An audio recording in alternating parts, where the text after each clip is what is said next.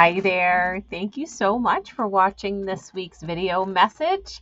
I'm Emily Gibbons, and I would love to give you just a tiny bit of a sneak peek into one of the topics I'm talking about in the 3-day challenge. So if you're wondering what the heck is the 3-day challenge, this is the first of many in buildingreadersforlife.com. And the first one is called Beyond the Card Drill.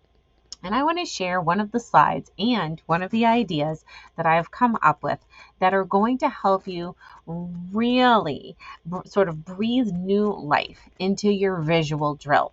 The visual drill portion of your structured literacy lesson or Orton-Gillingham lesson is very quick. It's a very, very short part of the lesson. However, really gets kids really warmed up to the full content of your lesson. Now, one of the things that I get asked quite a bit is, when can I start kind of shaking things up and make things a little more engaging during the visual drill?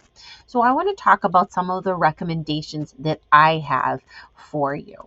So first of all, when we're talking about changing up the way we present the visual drill, that means that we're going to be using different activities to accomplish the same goal.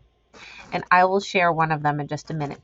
But how do you know when your kids are ready for that sort of change in the routine, which after a while can start to feel a little bit mundane? So 3 tips I want you to keep in mind. The first one, let me make myself a little bit larger here, but I just don't want to block there we go, is you want to make sure your students are really, really familiar with your routine. They know the order, they know which materials to take out when, they know when you're asking them to complete certain directions, that they can do that without any confusion. All right, that they're able to follow multi-step directions. That means if you are going to be sort of shaking up the way you present the visual drill, there may be more than one step to it. Okay, you may need them to give you a receptive or expressive reply in whatever that direction is, but they may also need to be handing you something. So you want to make sure that your students are very capable of following multi-step directions.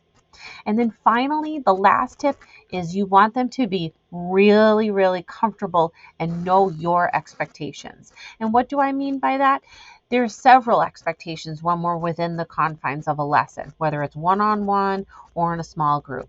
There are behavior expectations, so knowing how to conduct themselves when you're leading a portion of the lesson, or whether you need them to participate more during the lesson.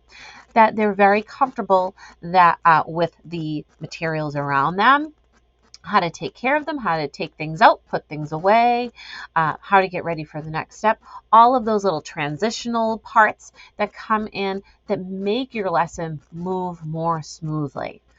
When you feel like these 3 areas are intact, that means there's no confusion and things are really flowing along smoothly. That is your cue to be able to shake up your visual card drill routine. Now, let's talk about one of the things you can do. All right, so one of the things you can do, and this is an activity that I have presented in Beyond the Card Drill. And in Beyond the Card Drill Challenge, you'll see a video with lots of different examples, and I have some students modeling them for you with me, so it's lots of fun. So one of the activities is called Wipe It Off. So instead of, and I know this is backwards, I'm sorry, but so instead of holding up the cards for you to visually drill with them, then the phonograms or the grapheme representations are written on a whiteboard. And I just selected 9 here for this demonstration, but you could do, I've done up to maybe 12 on a board. It really depends on what your students can handle. And so your student you will write these down for them, and then you'll hand the board over to them with an eraser. And the direction goes like this: Okay, I'm going to call out a sound representation. And what I want you to do is find the letter or letters that match that. Answer back by giving me the letter names, and then you can wipe it off. There is something about erasing or wiping these letters off. I don't know what it is, but it is highly motivating, and they really, really want to do it. Trust me. And there's a teensy bit of impulse control going on here as well, because they really want to get to the next one to wipe off. Just putting that out there as just a little friendly disclaimer. All right, so if I call out, okay, and I say to the student, and I make sure that student is watching my mouth formation. I say, shh. Then what they're going to reply back with is SH. And then they get to wipe it off and take it away. Okay, so they start eliminating their choices. And so I'll call out the next one, and I'll say B, and then they'll say B. Okay, and then they wipe it off. So what's happening, you just keep until all of them are erased until the very end. And that is the end of that visual drill for the student. So that is one way that you can shake things up. You can do wipe it off.